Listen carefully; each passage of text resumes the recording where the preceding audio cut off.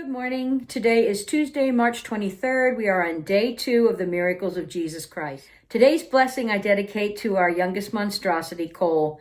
He is 3 years old today, little peanut.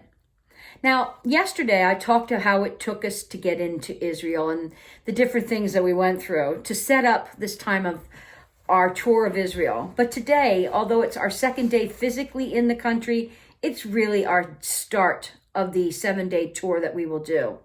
So let's get started.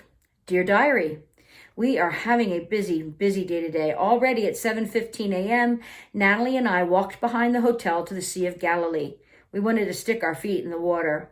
A fence separates men and women's benches, and you may not intermingle, which is interesting. We picked up some rocks to take home for the kids, and Natalie put her feet in the sea. Approximately 6 or 7 weird-looking animals were sunning themselves on the rocky sand, and they never moved when we approached them. So we decided to use some common sense for once and leave them alone.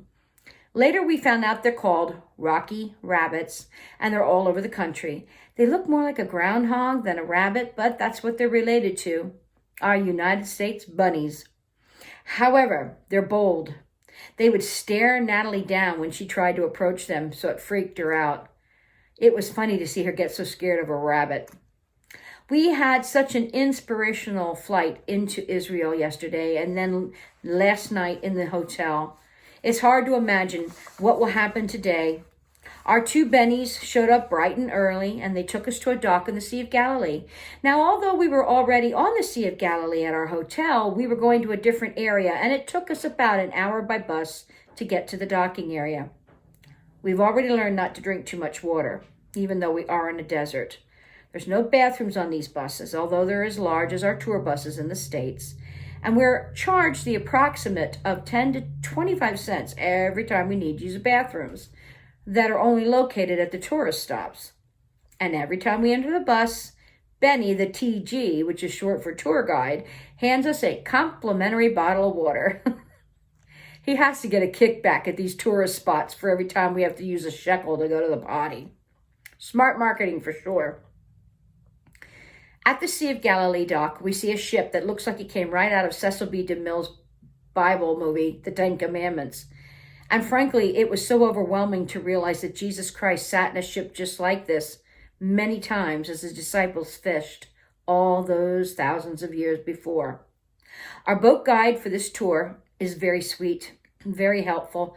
He's a Messianic Jew, and music is being played by a Messianic Jewish songwriter whose name I cannot for the life of me remember at this time, and how surreal it was. The ship left the dock, and we began to sail upon the sea. I was again in thought that Jesus sat in a ship like this. He sailed on this sea many times, his disciples sitting around him, getting up now and then to perhaps pull on a net, push some water with an oar. How astounding and vivid it is at this moment. I remember it seemed so smooth that day. There were no ripples on the water.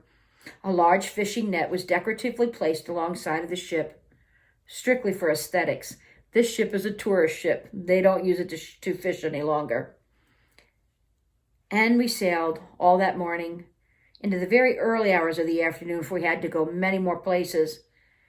That's about the time Peter would have been asleep for the day, because they always fished at night. Matthew 4:12 to 22, the miracle of the ships and the fish. Now when Jesus had heard that John was cast into prison, he departed into Galilee.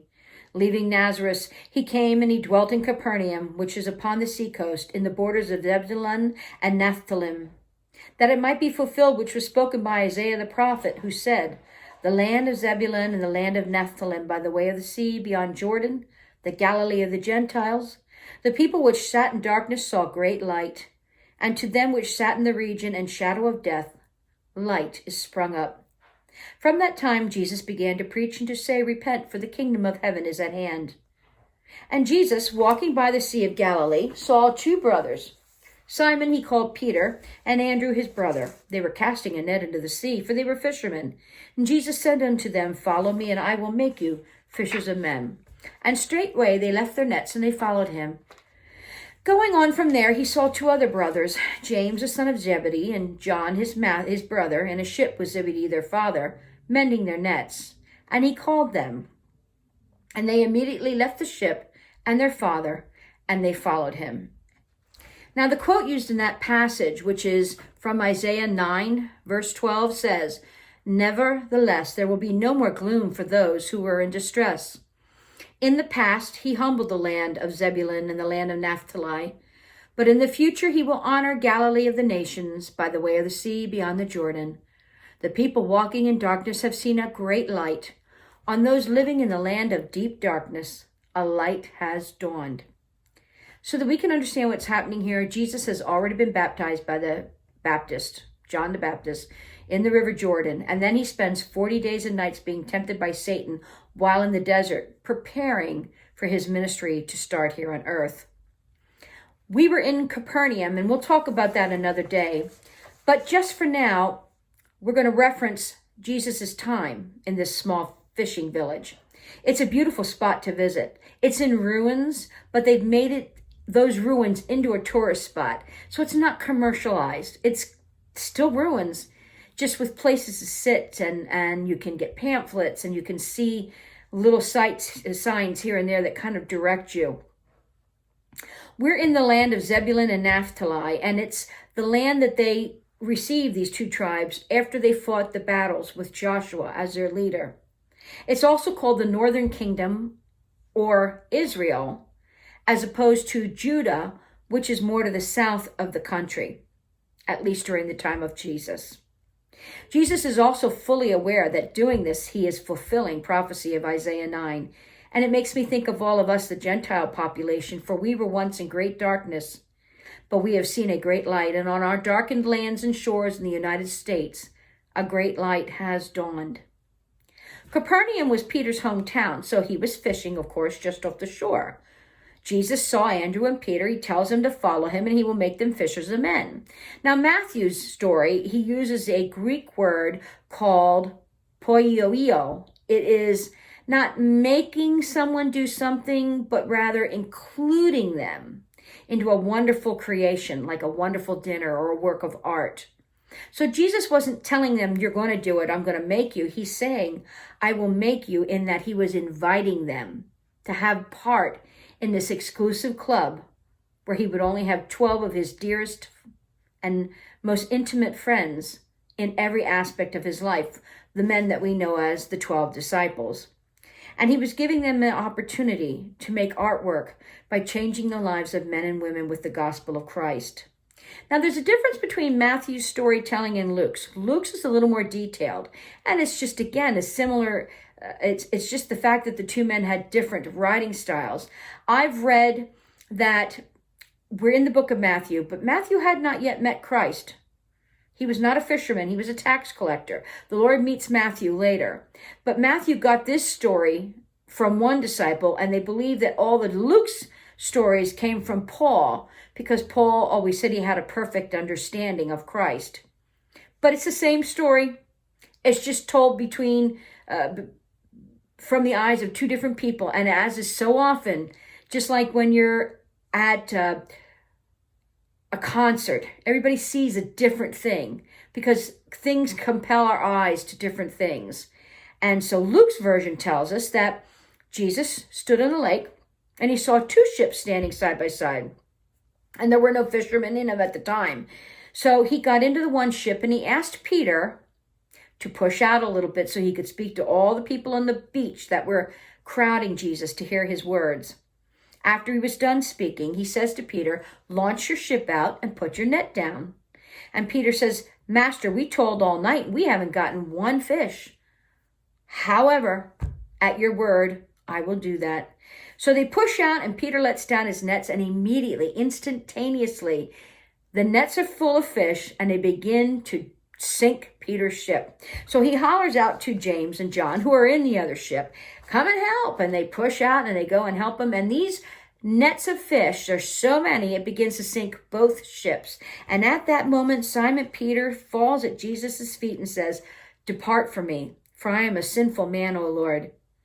Peter knew who he was.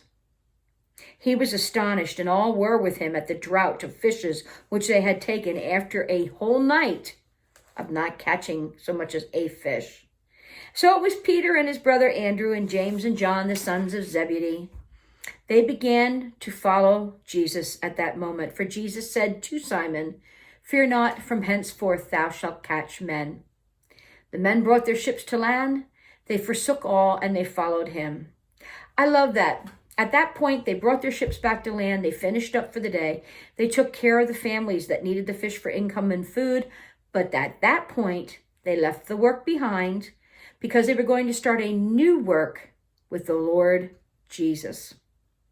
I think of the childhood song we always sang in Sunday school.